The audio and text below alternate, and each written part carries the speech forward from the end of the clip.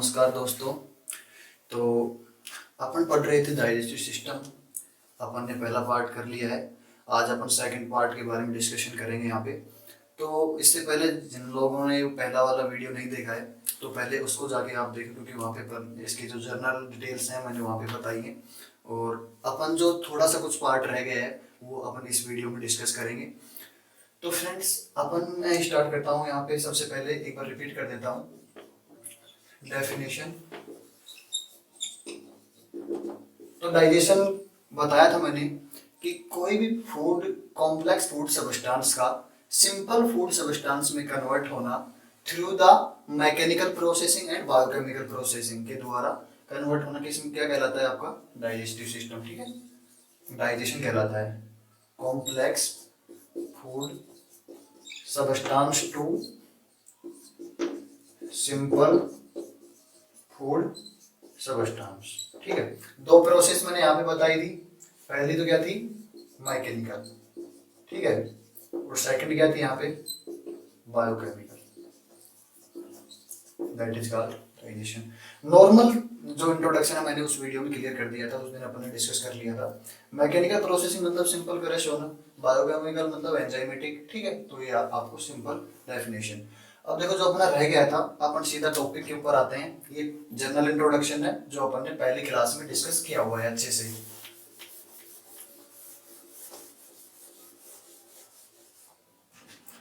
मेरे दोस्तों, मुस्कान को अपने होठों पर लेकर आइए, अपने चेहरे पे स्माइल के साथ। ठीक है, और बिल्कुल क्लास का आनंद लीजिए। एकदम आपके रूह रूह में बायोलॉजी बस जाएगी। I promise to you. Okay, देखो अपन बात कर रहे हैं सबसे पहले ग्लैंड्स की।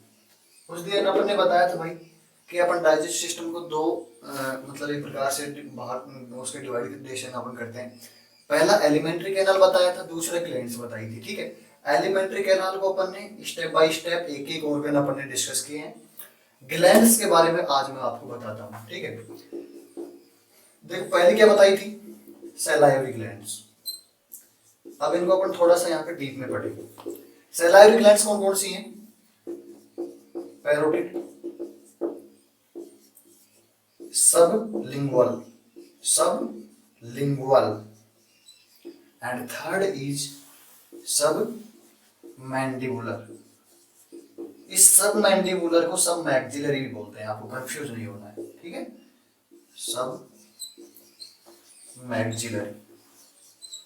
ठीक है, अब मैं इनकी अपन किसकी बात करते हैं? लोकेशन की बात करते हैं, कौन सी ग्लैंड कहाँ पे होती है। देखो, सबसे आपके जो पैराटोइड जो ग्लैंड है ये लार्जेस्ट सैलाइवरी ग्लैंड होती है। देखो सबसे पहले तो मैं यहाँ पे क्वेश्चन यहाँ पे बता रहा है। ठीक है, कि जो पैराटोइड जो ग्लैंड है वो सबसे लार्जेस्ट सैलाइवरी ग्लैंड है। ठीक है, चलो इसकी लोकेशन अपन की बात करते हैं कि ये कहाँ पे सिचुएटेड होती है, कहाँ पे ये उपस्थित होती है, कहाँ पे ये पाई जाती है। तो पैराटोइड जो ग्लैंड है वो आपकी ईयर के नीचे। ठीक है, बिहाइंड द ईयर। ठीक है, आपके जो कान है इस साइड में, कान यहाँ पे, कान के नीचे की साइड में पाई जाती है पैरोटिड ग्लैंड। लोकेशन होगी लार्जेस्ट सैलाइवरी ग्लैंड, पैरोटिड। ठीक है, समझ में आ गई होगी बात। सैलाइवरी ग्लैंड की अपन बात कर रहे हैं, तीन टाइप है इसके। ठीक है, सबलिंगुअल नाम से ही पता चल रहा है, सबलिंगुअल। ठीक है, सबलिंगुअल किसको बोलते हैं? मतलब जीभ से संबंधित होगा यहाँ पे। ठीक है, सबलिंगुअल जैसे सबलिंगुअल टैबलेट्स भी आती हैं। ठीक है, जिनको आप जीभ के साथ मतलब वो स्वेलो हो जाती है वहां पे और पिघल डायरेक्ट निकली जाती है, स्वेलोइंग होना। ठीक है, तो सबलिंगुअल मतलब जीभ के बिल्कुल जस्ट नीचे। ठीक है, और थर्ड है आपकी सब मैंडिबुलर। मैंडिबल जानते हो? ठीक है, मैंडिबल आपकी, तो ये आपकी मैंडिबल के पास पाई जाती है, मैंडिबल के नीचे। ठीक है, ये इन तीनों की क्या होगी? लोकेशन। ठीक है, मैंडिबल, सॉरी यहाँ पे मैंडिबल। समझ में आ गई बात। ग्लैंड्स की अपन बात कर रहे थे, तीन ग्लैंड्स अपन ने देखी थी, सैलाइवरी ग्लैंड्स, लीवर ग्लैंड और पैनक्रियाज। सबसे पहले अपन बात करते हैं सैलाइवरी ग्लैंड की। तीन प्रकार की होती हैं, पैरोटिड ग्लैंड, सबलिंगुअल, सब मैंडिबुलर या सब मैक्सिलरी। ठीक है, parotid gland largest gland of the salivary behind the year. Second is sublingual, sublingual मतलब जीभ से संबंधित है। ठीक है, टंग इसके नीचे पाई जाएगी, और नीचे नीचे आपकी सब मैंडिबुलर जो आपकी मैंडिबल है। ठीक है, मैंडिबल के नीचे पाई जाएगी। तीनों की लोकेशन ध्यान में आ गई। ठीक है, नेक्स्ट चलते हैं। बिल्कुल आप अपने दिमाग को बिल्कुल शांत करके आराम से एंजॉय कीजिए क्लास को। बहुत ही सिंपल चीजें। देखो अपन ने वहां पे पढ़ा था कि गैस्ट्रोइंटेस्टाइनल जो ट्रैक होता है वो एक पाइप लाइक स्ट्रक्चर है, ठीक है, ट्यूब लाइक स्ट्रक्चर। अब इस ट्यूब की कुछ लेयर होंगे यहाँ पे, ठीक है, मतलब ये इस प्रकार से है, तो यहाँ से इसके सेंटर से लेके यहाँ तक कुछ लेयर होंगी ऑब्वियसली, ठीक है। तो एक प्रकार से हम अपन बात कह सकता हूं मैं कि अपन टीएस लें, उसकी ट्रांसवर्स सेक्शन करें उस पाइप का, उस ट्यूब लाइक स्ट्रक्चर का। तो कौन कौन सी कुछ उसके अंदर कुछ लेयर होंगी, तो वो कौन कौन सी लेयर अपन उसके बारे में बात कर रहे हैं, जो कि एक अच्छा टॉपिक है। ठीक है, मैं यहाँ पे डायग्राम बना देता हूँ। ठीक है, this is the outer layer. देखो मैं बाहर से आपको बता रहा हूँ, यहाँ पे ये आउटर लेयर है, ठीक है। इसके अंदर मेनली 4 लेयर्स होती हैं, ठीक है, 4 लेयर्स होती हैं। सबकी जो सबसे जो अंदर की तरफ है फ्रेंड्स, ये है आपकी म्यूकोसा, ठीक है। लेयर्स की मैं यहाँ पे बात कर रहा हूँ। मैंने क्या कहा, ट्यूब लाइक स्ट्रक्चर होती है गैस्ट्रोइंटेस्टाइनल ट्रैक या एलिमेंट्री कैनाल, ठीक है। उसकी अपन टीएस ले, मतलब इसको सरफेस से ऐसे कट करें, तो अपन उसकी स्टडी करेंगे, अपन देखेंगे तो कौन कौन सी लेयर होंगी उसके अंदर। सबसे अंदर की तरफ जो होगी म्यूकोसा, सेकंड पे होगी सब म्यूकोसा, सब म्यूकोसा, ठीक है। थर्ड जो है, ये देखो यहाँ पे थर्ड है, इसको बोलते हैं म्यूकोसा प्रोपिया, म्यूकोसा प्रोपिया। और जो सबसे आउटर लेयर है इसको बोलते हैं फ्रेंड्स, देखो म्यूकोसा हो गई सबसे अंदर की, सेकंड पे हो गई सब म्यूकोसा, थर्ड लेयर हो गई म्यूकोसा प्रोपिया, और फाइनल जो होती है सिरोसा। ये चारों लेयर आपको ध्यान में रखना, ठीक है। अब देखो यहाँ पे म्यूकोसा नाम से पता चल रहा है म्यूकोस का सिक्रेशन करेगी, ठीक है, कुछ एंजाइम्स का सिक्रेशन करेगी, लेकिन कुछ यहाँ पे क्या होती है, ग्लैंड्स होती हैं इससे अटैच, ठीक है। और वो ग्लैंड्स आपको ध्यान रखना है, वो ग्लैंड्स यहीं से स्टार्ट होती हैं और यहीं पे खत्म हो जाती हैं, यानी कि वो कहीं किसी भी तरीके से बाहर यहाँ पे उनका टच नहीं होता है, ठीक है। ये आपको ध्यान रखना, यानी जो कुछ यहाँ पे ग्लैंड होंगी वो कहीं कहाँ पे खत्म हो जाएंगी, यहीं पे खत्म हो जाएंगी, ठीक है। उनका किसी अनदर लेयर से कोई अटैचमेंट नहीं होता है, ठीक। एक होती है यहाँ पे जो ग्लैंड होती है, वो एक ही सिर्फ एक ऐसी ग्लैंड होती है जिसको अपन अलग ही नाम से जानते हैं, सब म्यूकोसल ग्लैंड, ठीक है, सब म्यूकोसल ग्लैंड। यही आपकी इससे टच मिलेगी सेकंड लेयर से, अदरवाइज जो ग्लैंड्स यहाँ पे होती हैं वो ग्लैंड किसी दूसरी लेयर से टच नहीं होती। ये देखो, ये आपको ध्यान रखनी पड़ेगी चारों लेयर, ठीक है। Mucosa, second is submucosa, third mucosa propria and last one is serosa, ठीक है। इतनी बात क्लियर हो गई होगी। अब अपन नेक्स्ट चलते हैं फ्रेंड्स।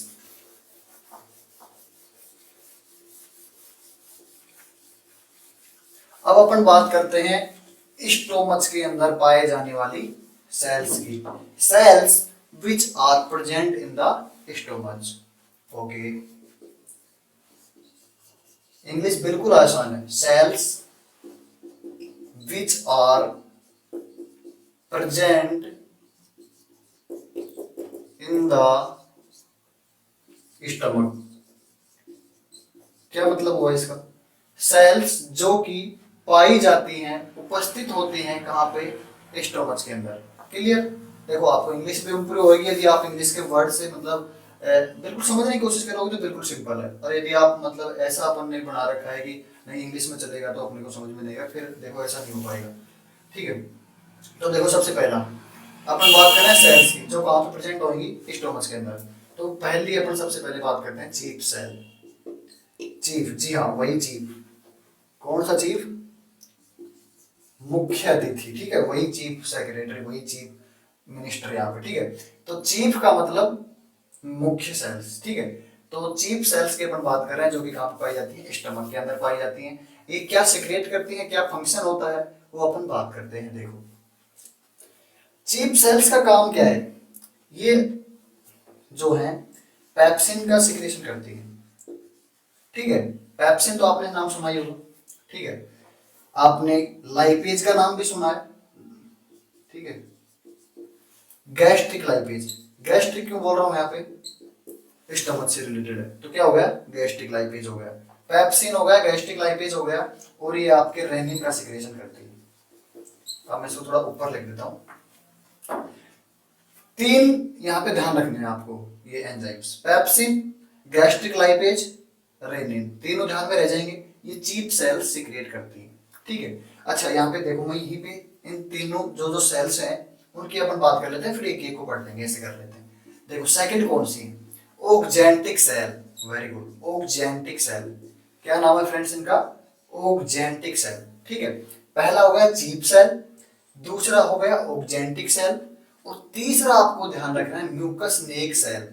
क्या होएगा, mucous neck cell. These are three types of cell which are present in the our stomach, ठीक है, क्लियर हो गया होगा। अब अपन इनके एक एक के बारे में बात करेंगे, ठीक है। समझ में आ गई इतनी बात। मैंने क्या बताया कि वो सेल्स जो आपके स्टमक के अंदर पाई जाती हैं, सबसे पहली है चीप सेल, सेकंड है ओक्जेंटिक सेल, और थर्ड है म्यूकस नेक सेल। ये सेल आपके स्टमक में पाई जाती है, क्लियर, ठीक है। नेक्स्ट चलते हैं। अब अपन सबसे पहले बात करते हैं चीप सेल की।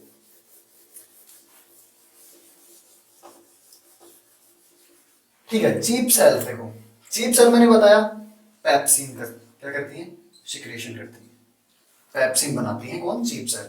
अच्छा, पेप्सिन जो है वो, आप प्रोटीन तो खाते हो ना भाई, प्रोटीन तो लेते ही हो। प्रोटीन को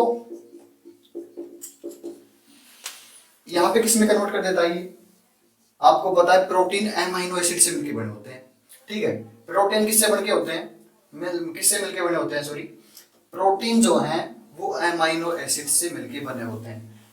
अपन ने बात की थी डाइजेशन के अंदर कि अपन कोई भी कॉम्प्लेक्स सब्सटेंस से उसका सिंपलेट फॉर्म बनना, ठीक है, ताकि वो आसानी से एब्जॉर्ब हो जाए हमारी ब्लड स्ट्रीम के अंदर, इसलिए हमारी प्रोसेस होती है डाइजेशन की। इतनी बात क्लियर थी, ठीक है। यानी ये प्रोटीन सबसे पहले अकॉर्डिंग टू दिस सिस्टम किस में कन्वर्ट होना चाहिए, एमिनो एसिड में, और एमिनो एसिड्स जो है वो पेप्टाइड बॉन्ड के द्वारा जुड़े होते हैं, आपको पता है। यानी कि आपका कार्बोहाइड्रेट है, विटामिन है, प्रोटीन है, तीनों के तीनों टूटेंगे तो एक सीक्वेंस से टूटेंगे। इसका मतलब क्या हुआ कि मतलब सबसे पहले तो वो उसका जैसे कि पॉलीफॉर्म है, ये मान लो, ठीक है, पॉलीफॉर्म में है, ठीक है, कलेक्शन, फिर उसके डाईफॉर्म में टूटेगा, फिर उसके मोनोफॉर्म में टूटेगा, और फिर वो एब्जॉर्ब होएगा, जो कि बिल्कुल एनर्जी का सोर्स है, ठीक है। अदरवाइज जो वेस्ट प्रोडक्ट है वो रिमूव कर दिया जाता है। तो जो आपका जो मेन न्यूट्रिएंट है वो आपकी ब्लड स्ट्रीम में पहुंच जाता है। तो इसका मतलब जो डाइजेशन जो प्रोसेस होती है वो इस सीक्वेंस से होती है कि उसका बिल्कुल आपको सिंपलेस्ट, यानी इससे मोनोमर कहीं आप बोल सकते हो, उसके मोनोमर्स प्राप्त होते हैं आपको, और वो मोनोमर्स हैं वो आपके एब्जॉर्ब हो जाते हैं ब्लड वेसल्स के द्वारा, और जो आपका जो न्यूट्रिएंट है वो ब्लड में पहुंच जाता है, और आप एनर्जेटिक फील करने लगते हो, ठीक है, और आप कोई भी काम, कोई भी वर्क को परफॉर्म करने के लिए रेडी हो जाते हो, ठीक है। इतनी बात क्लियर है। पेप्सिन से कहां पे, पेप्टोन्स के अंदर, ठीक है। ये हो गया किसका काम, पेप्सिन का। दूसरा मैंने क्या बताया, लाइपेज, गैस्ट्रिक लाइपेज, जो आपके लिपिड्स को क्या करता है, ठीक है, गैस्ट्रिक लाइपेज, ये आपको ध्यान रखना है, गैस्ट्रिक लाइपेज, लाइपेज, ठीक है, ये इसको तोड़ता है। फिर आपका लास्ट आ गया, मैंने क्या बताया था, रेनिन। अब रेनिन जो है वो केसिन प्रोटीन जो कि दूध में पाई जाती है, ठीक है, यानी केसिन प्रोटीन को हेल्प करता है डाइजेशन में, कौन, रेनिन। लेकिन एक चीज आपको यहाँ पे ध्यान रखनी है, जो रेनिन जो है वो सिर्फ और सिर्फ बच्चों के अंदर होता है, ठीक है, यानी in adults no secretion of the rennin, in the children the presence of rennin the in the milk, ठीक है, यानी दूध के अंदर जो केसिन जो प्रोटीन होती है उसको डाइजेस्ट करवाने में हेल्प करता है।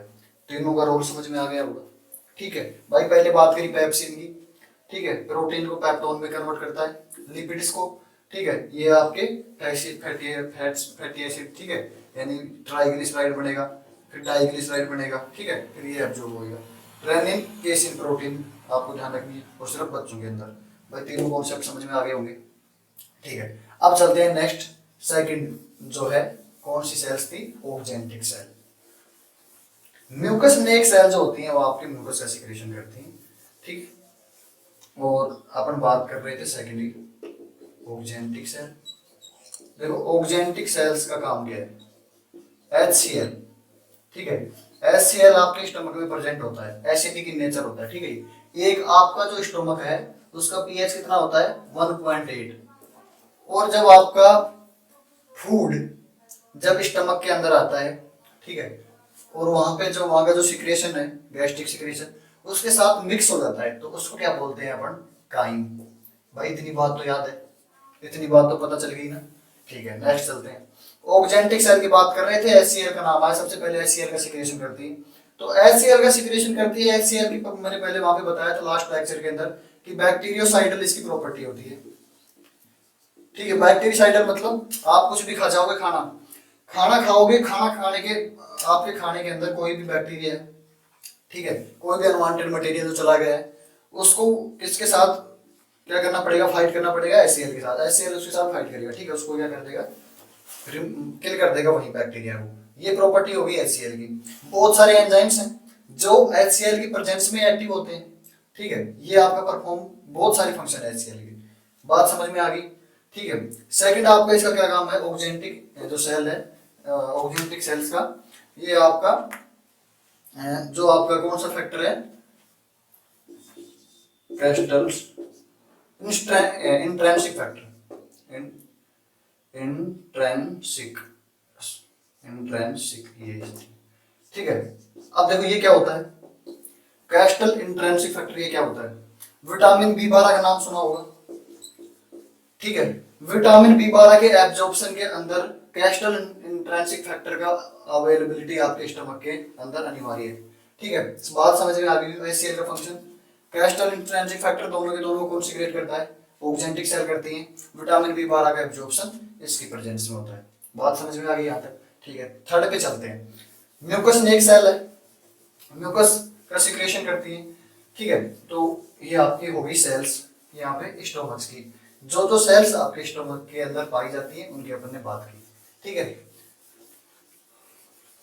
देखो अब अपन बात करते हैं बाइल साल्ट्स की। बाइल साल्ट मैंने बताया नो एंजाइमेटिक सिक्रेशन हियर। सिर्फ और सिर्फ यहाँ पे क्या होता है, बाइल साल्ट जो है इसका एक काम होता है सिर्फ इमल्सिफिकेशन का, इसके अलावा बाइल का कोई काम नहीं है बाइल साल्ट का। और जो बाइल पिगमेंट जो आपका होता है वो मैंने बताया था क्या, आपके दोनों तुरंत याद आ जाने चाहिए, बिलीरुबिन और नेक्स्ट कौन सा था, biliverdin. These are two bile pigments. काम फंक्शन क्या है, दोनों के दोनों वेस्ट है, डाइजेशन के अंदर इनका कोई प्रॉपर फंक्शन नहीं है इनका, ठीक है। ये क्या करते हैं, कलर प्रोवाइड करते हैं किसको, यूरिन को, ठीक है। जॉन्डिस हो जाता है आपको, पीलिया, जॉन्डिस, क्या बोलते हैं जॉन्डिस को, पीलिया, ठीक है। जब आपको जॉन्डिस हो जाता है, ये आपके यूरिन के अंदर जो यूरिन का जो कलर है वो डार्क हो जाता है, सबको पता है भाई जॉन्डिस का साइन सिम्टम है ये, ठीक है, लक्षण है, क्या है कि आपको जब पीलिया होएगा तो आपका जो यूरिन का जो कलर है वो क्या हो जाता है, डार्क हो जाता है, ठीक है, डार्क येलो। किसकी वजह से हो जाता है, बाइल पिगमेंट की वजह से, ठीक है। बाइल पिगमेंट उसके अंदर कंसंट्रेशन हाई भी हो जाती है, ठीक है। बात समझ में आ गई बाइल पिगमेंट की, ठीक है। नेक्स्ट चलते हैं, ये कहाँ पे होते हैं, इनका सिक्रेशन लीवर के अंदर, ठीक है। लीवर सिक्रेट करता है इनको, ठीक है। लीवर के बहुत सारे फंक्शन है, ठीक है, बहुत सारे फंक्शन है लीवर के। जो कुछ आपके वेस्ट प्रोडक्ट होते हैं, आपके पॉइजनस सबस्टेंस, मैं उनको बोल सकता हूँ पॉइजनस सबस्टेंस। पॉइजनस सबस्टेंस से इसको क्या करता है, रिमूव करता है, कौन, लीवर। लीवर का नाम सुनते हैं एक बात और याद आ जानी चाहिए, रीजनरेशन पावर रखता है। रीजनरेशन पावर मतलब पुनरुत्पादन की क्षमता। ये क्या होती है, कट कर दो उसको, एक पार्ट कट कर दिया, 5-6 दिन बाद में क्या होगा, ये दोबारा प्रॉपर उसी शेप में आ जाएगा, रीजनरेशन पावर बोलते हैं, ठीक है। लीवर के अंदर ये पाया जाता है। लीवर की आउटर कवरिंग में क्या पाया जाता है, ग्लीसन्स कैप्सूल कहा जाता है। भाई लीवर के जो आउटर जो लेयर होती है चारों तरफ, उसको क्या बोलते हैं, ग्लीसन्स कैप्सूल। बात समझ में आ गई। साइंटिफिक नेम क्या है, हिपेटिक इसकी सेल को क्या बोल देंगे, हेपेटिक सेल्स। ठीक है भाई, आराम से चल रही है, कोई दिक्कत नहीं है, इतनी बात आपको क्लियर हो गई होगी। ठीक है, अच्छा पैनक्रियाज की बात कर लेते हैं। पैनक्रियाज गाल ब्लेडर और होता है इसके साथ, liver gall bladder. Gall bladder का क्या फंक्शन है देखो, गाल ब्लेडर जो है वो आपके जो बाइल साल्ट जो है ना उसको टेम्परेरी सिक्रेट करता है, वो सॉरी स्टोर करता है, बस इसका कोई फंक्शन नहीं है गाल ब्लेडर का इसके अलावा। ये आपका जो साल्ट है, बाइल जो सिक्रेशन, जो आपका बाइल जो जूस है, ठीक है, इसको क्या करता है, ये टेम्परेरी सिक्रेट स्टोरेज रखता है, उसका कलेक्शन करता है, उसका संग्रहण करता है, संग्रह करता है, कलेक्ट रखता है कुछ समय के लिए टेम्परेरी। ठीक है, ये गाल ब्लेडर हो गए। पैनक्रियाज की अपन बात करें, यहाँ पे पैनक्रियाज और जो है ये जो गाल ब्लेडर है, लीवर है, ठीक है, दोनों का सिक्रेशन कलेक्ट होके किसके थ्रू गुजरता है, ये पैनक्रियाज के थ्रू। ठीक है, पैनक्रियाज के अंदर ध्यान रखने की बात एक है, यहाँ पे जो है आपके जो लिपिड्स वगैरह है, ठीक है, लिपिड्स है, लिपिड्स हैं, ठीक है, लिपिड्स से आपको पता है जब ये डाइजेस्ट होगा तो सबसे पहले इसको ट्राइग्लिसराइड में टूटेगा। ठीक है, ट्राइग्लिसराइड से डाइग्लिसराइड में टूटेगा, ठीक है, और फिर मोनोग्लिसराइड में टूटेगा। ठीक है, यानी इसकी मोनोफॉर्म बनेगी, तो यहां से इसका बहुत रोल है। तो लिपिड्स के डाइजेशन में कौन हेल्प करता है ज्यादातर, पैनक्रियाज का रोल होता है, ट्राइग्लिसराइड से मोनोग्लिसराइड बनता है। ठीक है, एंजाइम ट्रिप्सिनोजन, ध्यान रखना है यहाँ पे। दूसरा कीमोट्रिप्सिनोजन, ठीक है, दो यहाँ पे ध्यान रखने हैं आपको, ये क्या करते हैं, लिपिड्स के डाइजेशन में हेल्प करते हैं। इनका पूरा का पूरा तीनों का रोल इस हिसाब से होता है, अलग अलग सिक्रेशन रहते हैं इनके, ठीक है, और ये कलेक्ट होके कहाँ पे पहुंच जाते हैं, स्मॉल इंटेस्टाइन में। और आपको पता है अपनी जो ज्यादातर जो डाइजेशन प्रोसेस होती है वो कहाँ पे होती है, स्मॉल डाइजेशन के सॉरी स्मॉल इंटेस्टाइन के अंदर मैक्सिमम डाइजेशन क्या होता है, वहां पे होता है। तो ये आपको समझ में आ गई होंगी सारी बातें। ठीक है, चैप्टर ऑलमोस्ट कंप्लीट है, कुछ थ्योरेटिकल बातें वो आपको पढ़, मतलब कोई भी आपके पास ऐसा कोई बुक है, ठीक है, आपके पास नोट्स अवेलेबल है, तो जो नॉर्मल जो बातें हैं वो बच गई हैं, जो बिल्कुल थ्योरेटिकल है, तो समझने की चीजें बस ये वो यहाँ पे अपन ने लगभग क्लियर कर ली है। ठीक है, तो thank you so much friends, ये हमारा जो लेक्चर था ये कंप्लीट हो गया ये टॉपिक। अब नेक्स्ट जो लेक्चर है वो मैं आपके जल्द लेके आऊंगा। यदि आपको ये पूरा अच्छा से समझ में आया हो, आपको वीडियोस की नेक्स्ट अपडेट आपको मिलती रहे, तो चैनल को सब्सक्राइब करना, लाइक करना और कमेंट करके जरूर बताना कि वीडियो में कोई कमी रह गई हो, ठीक है, या फिर मतलब क्या इम्प्रूवमेंट हो सकता है। ठीक है, तो thank you so much for the next video.